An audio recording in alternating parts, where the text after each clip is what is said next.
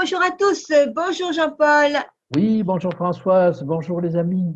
Alors dites-moi Jean-Paul, vous savez bien qu'une seule tête. Oui, mais vous On a une aussi tête, on a Françoise. deux bras, on a deux pieds, mais alors là aujourd'hui vous allez nous parler de 7 têtes et de 10 cornes. On a l'impression, voilà, qu'est-ce que c'est que cette bête bizarre? Alors, cette bête bizarre, on en a déjà parlé au Tout chapitre à fait, 13, tout hein. à fait.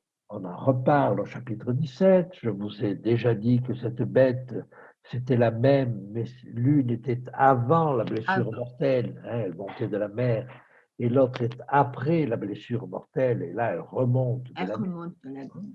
Bon, donc, on est assez au clair là-dessus. Mais l'intérêt de ce chapitre 17, c'est qu'il va nous donner des explications précises sur les têtes et les cornes. Alors, on avait déjà ces choses-là. Et d'ailleurs, dans tout le reste de l'Apocalypse ou même de la Bible, si vous avez besoin d'explications sur ce que sont les bêtes, les cornes, les têtes, allez au chapitre 17, vous avez une explication. Donc, voilà. Ok, Alors, reprenons ces choses-là et reprenons-le à partir du verset 8. La bête que tu as vue était, elle n'est plus, elle doit monter de l'abîme et aller à la perdition. Vous voyez, la bête, elle était, elle n'est plus, oui. probablement parce qu'elle a reçu cette blessure mortelle, c'est-à-dire qu'elle n'est plus au premier plan, elle ne disparaît pas, mais elle n'est plus, et elle doit remonter de l'abîme. C'est-à-dire qu'elle doit remonter de cet état de mort, hein. Oui. Elle doit remonter du séjour des morts, si vous voulez, et pour aller où? Pour aller à la perdition. Sa destination finale, c'est aller à la perdition. Donc, vous avez là, au verset 8, une description assez claire, hein, qui vous fait comprendre ce qu'est cette bête. Mais là, c'est la bête dans sa deuxième phase. C'est Oui. celle qui monte de l'abîme, que chevauche Babylone, si j'ose dire. Et on nous ajoute au verset 8 quelque chose qui est extrêmement étonnant. Et les habitants de la terre, ceux dont le nom n'a pas été écrit dès la fondation du monde dans le livre de vie, s'étonneront en voyant la bête parce qu'elle était, qu'elle n'est plus et qu'elle reparaîtra. Alors, ces habitants qui ne sont pas de la terre, qui ne sont pas écrits, hein, sur le livre de vie, et ceci dès la fondation du monde, ça c'est quelque chose qui pourrait nous faire croire à la prédestination. Oui, C'est-à-dire tout à qu'il y a des fait. gens qui, depuis le départ, ne sont pas destinés à être sauvés. Alors, ça c'est un sujet que je traiterai à part quand même, parce que Oui, c'est c'est trop important. important. C'est trop important. Mais je reviens là-dessus, les habitants de la Terre s'étonnent de ce que cette puissance-là était, n'est plus et reparaît.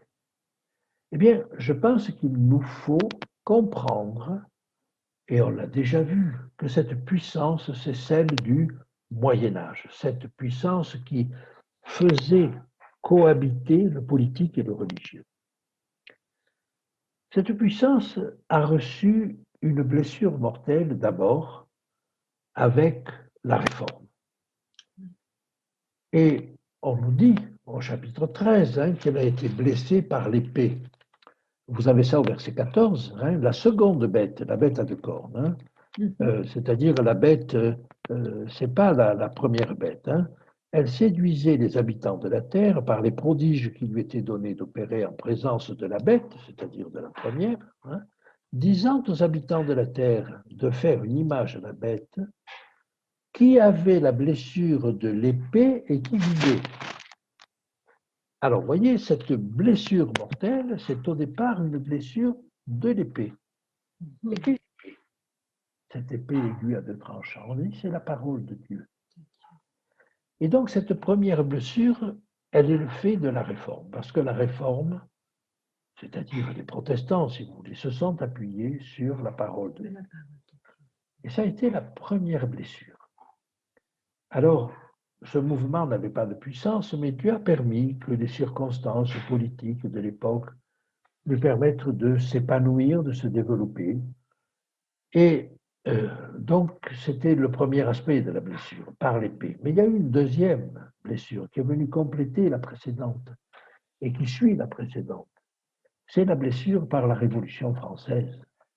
Parce que la Révolution française a mis à mal l'Église, bien entendu, mais elle a mis à mal aussi la royauté. Elle a mis à mal tous ces princes qui, pendant des siècles, ont opprimé le peuple. Et donc, si vous voulez, il ne reste plus maintenant que des royautés constitutionnelles, si j'ose dire. Vous n'avez aucun prince régnant actuellement, sauf peut-être le prince de Monaco. Mais voilà, toutes les grandes puissances monarchiques ne sont plus que des monarchies de présentation, d'apparat. Voilà, donc ça c'est, il faut bien comprendre que vous avez cette double blessure mortelle. Donc l'Église, et l'Église associée au pouvoir politique, c'est toujours pareil, parce que c'est ça la bête. Ça, oui. L'Église va renaître de ses cendres. Et on cite Voltaire qui pensait que l'Église ne s'en relèverait pas. Et puis elle s'en est relevée. Elle s'en est si bien relevée qu'elle est même devenue un État, l'État du Vatican, avec les accords qui lui ont été accordés par Mussolini et les États du Latran. Donc, si vous voulez, l'Église n'est pas seulement une Église, maintenant c'est un État. L'Église catholique, j'entends, c'est un État. Donc, si vous voulez, elle est en train de remonter. Fut un temps où elle n'avait pas beaucoup d'audience, et même encore maintenant, elle est très critiquée. Mais son audience est en train de remonter. Vous avez donc là une entité dont l'audience remonte, et pas seulement chez les catholiques. L'audience remonte parmi les protestants, et même parmi toutes les religions du monde. Et vous avez sans doute entendu parler des rencontres d'Assise où le pape rencontre toutes les religions du monde, y compris les animistes, y compris les bouddhistes, y compris les hindouistes. Bref, il n'y a pas de limite. Donc, si vous voulez, je crois qu'il nous faut comprendre qu'il y a là une évolution de l'Église qui est même parfois critiquée par les catholiques eux-mêmes.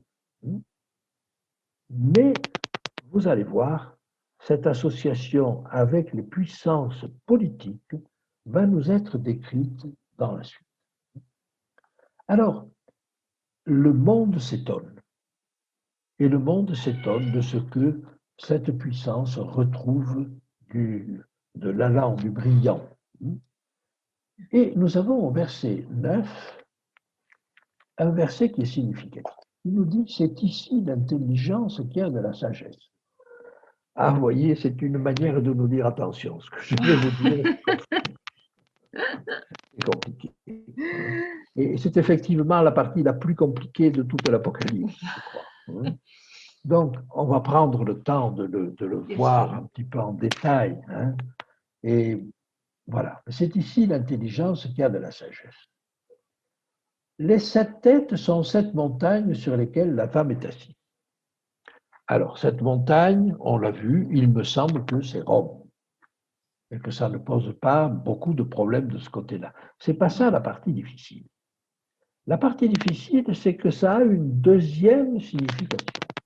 C'est-à-dire que le même symbole, cette tête, signifie 2 choses.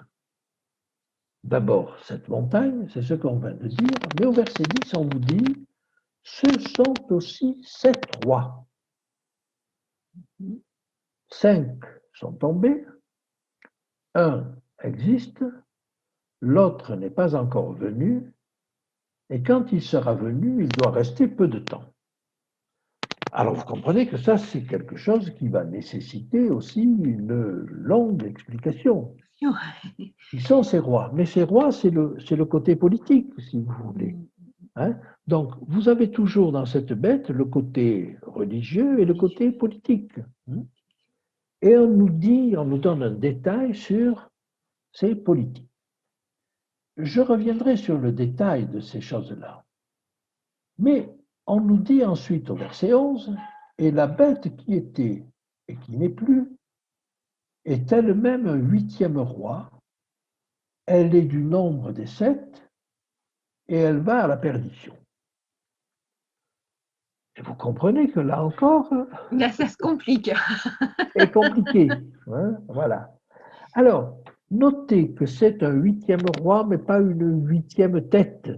Il n'y a que 7 têtes. On nous dit qu'elle est du nombre des 7. Dans le grec, elle est des 7. Alors, est-ce que c'est une des 7 qui précède, qui revient? Bon. Est-ce que c'est une entité qui est commune aux 7 qui précèdent? On va essayer de le voir. Mais on nous redit ce qu'on nous avait dit un petit peu plus haut, verset 8, elle va à la perdition. Donc, il ne faut pas espérer qu'elle va réussir. Voyez, le drame de la population mondiale, c'est qu'elle va croire qu'il y a enfin une solution. Elle va croire que l'union de toutes ces puissances politiques et religieuses, cette réunion générale, va enfin réussir à apporter des solutions à notre monde.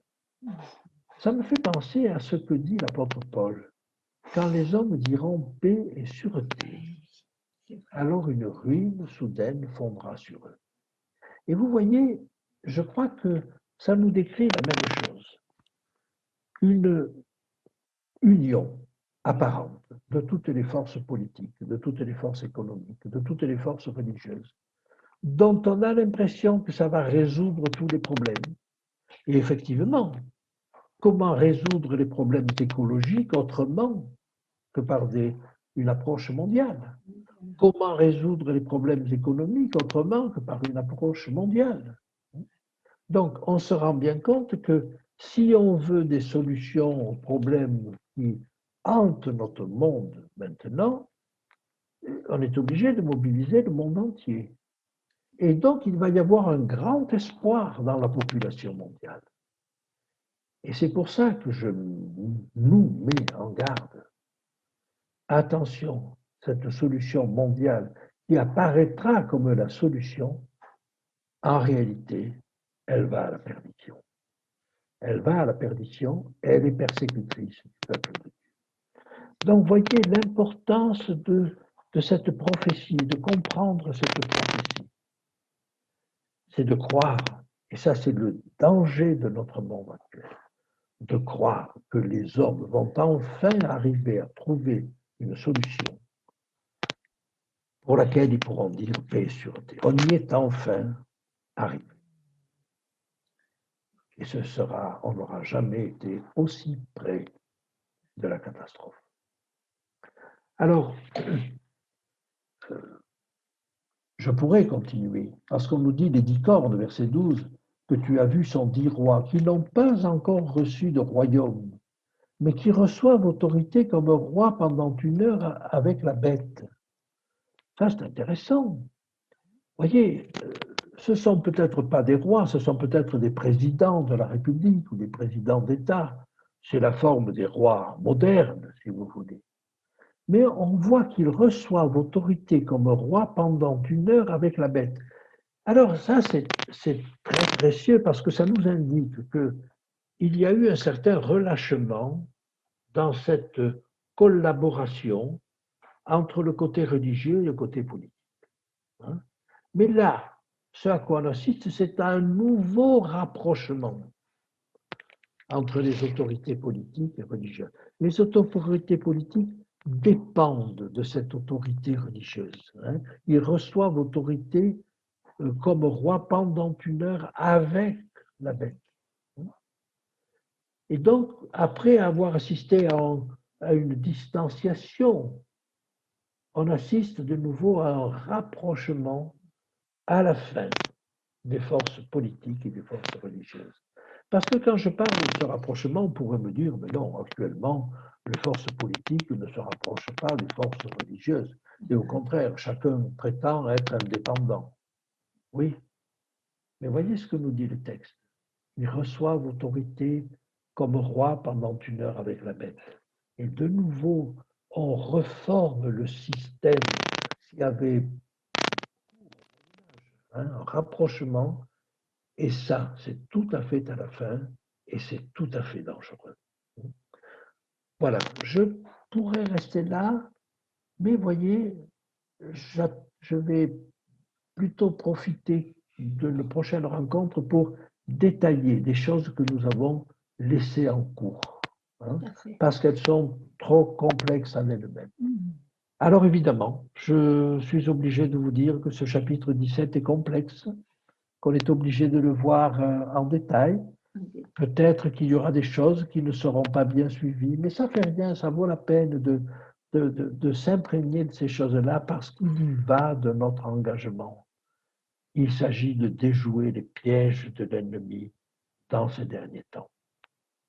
Tout à fait, Jean-Paul. Et il faut mieux y aller, voilà, doucement, mais sûrement, comme on dit. Voilà.